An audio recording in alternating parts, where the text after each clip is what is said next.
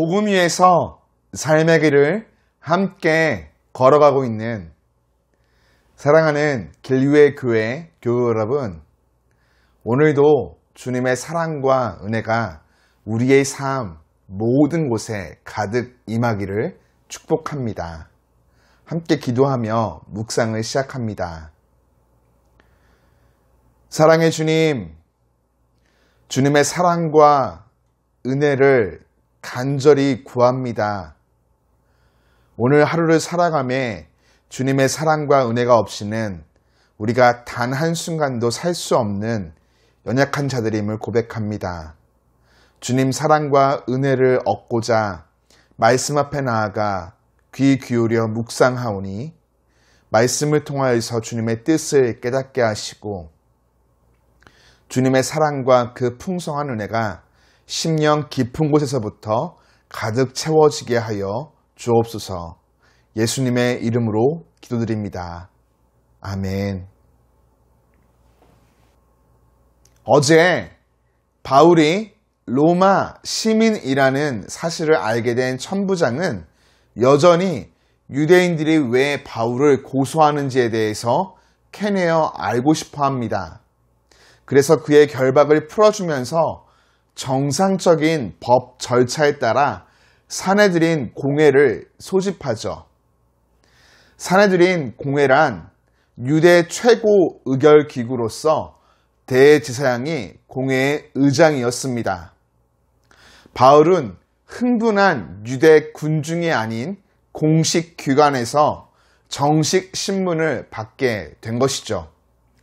사내들인에 대한 바울의 첫 번째 진술은 자신이 모든 선한 양심으로 하나님에 대한 의무를 이루었다는 선언이었습니다. 바울의 이런 진술에 대제사장 아나니아는 그의 입을 치라고 명합니다.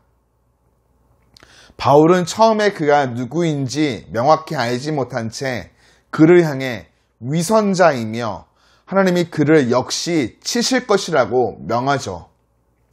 이후 그가 대제사장임을 알게 되자 바울은 약간은 빈정거리는 말투로 나는 당신과 같은 사람이 대제사장이 될 수도 있다는 것을 알지 못했습니다 라고 말합니다. 대제사장을 향한 바울의 언행은 매우 이례적으로 무례하다 할 만큼 냉정을 잃어버린 상태였죠. 그러나 사실 여기에는 충분한 이유가 존재했습니다. 유대 역사가 요세푸스에 의하면 대제사장 아나니아는 재위 기간 동안 매우 세속적이고 탐욕스러웠으며 성질이 불같아서 많은 유대인들의 미움을 샀고 성직자들의 소유인 11조를 강탈할 정도로 물질에 대한 욕심이 많아 부를 축적했던 사람이었다라고 합니다. 이렇게 율법을 어긴 그가 율법으로 자신을 판단하며 속 시원하게 속마음을 표현한 것이죠. 실제로 역사를 통해 알 수 있듯 대제사장 아나니아는 유대 전쟁이 발발하게 되자마자 살해를 당하게 됩니다. 사내들인 공회 앞에서 바울의 합리적인 첫 번째 진술이 잘 먹히지 않자 그는 새로운 방식을 취합니다.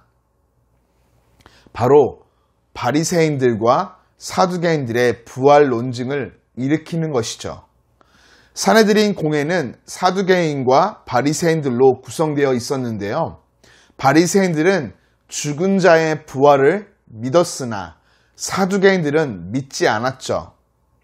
바울은 자신이 바리새인임을 밝히며 자신은 부활을 전한 까닭에 지금 신문을 받고 있다 주장하므로 부활을 믿지 않는 사두개인과 부활을 믿는 바리새인들 간의 논증을 유발시켜 사내들인 공회를 해산시키고자 합니다. 바울의 이런 행위는 단순히 위기를 극복하고자 하는 의도만 존재했던 것은 아닙니다.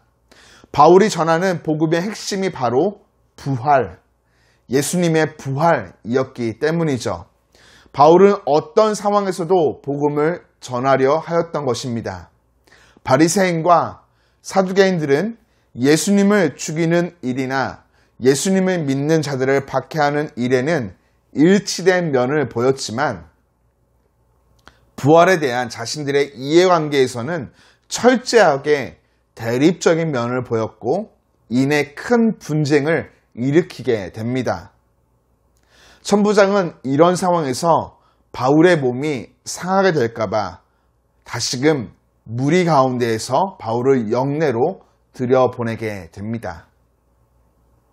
여러분, 바울은 하나님의 진리와 하나님이 주신 양심 앞에 떳떳했습니다. 오직 하나님 앞에서 인도하심을 따라 바르게 살며 진리의 말씀만이 자신을 평가할 것이라는 신념을 가지고 있었죠. 그렇기에 사내들인 공회 대제사장 앞에 있지라도 주눅들지 않고 당당할 수 있었던 것입니다.